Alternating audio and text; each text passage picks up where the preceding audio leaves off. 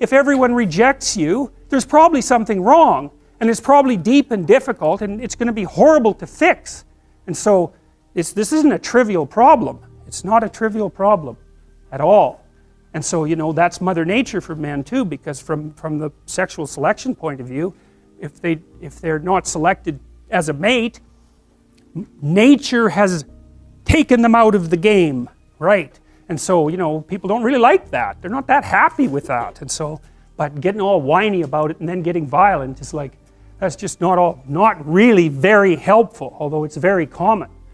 If you've got some things to say that you haven't been willing to say or don't know how to say, right? You can't stand up for yourself properly. And in order to do that, you have to grow some teeth and be willing to use them. And again, that's something that might violate your morality, because you might say, well, I shouldn't be able to bite people. And the thing is, yes, you should be able to bite people hard. And if you're able to bite them, then generally you don't have to.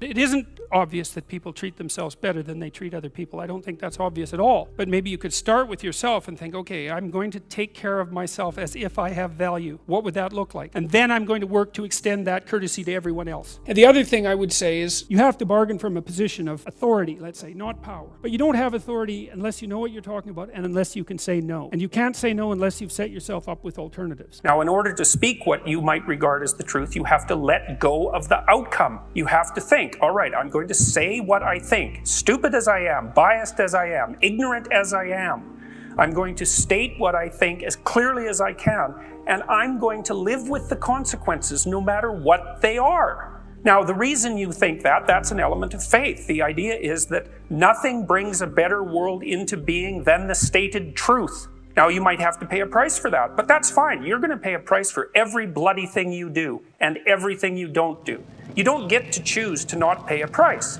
You get to choose which poison you're going to take. That's it. So if you're going to stand up for something, stand up for your truth. It'll shape you.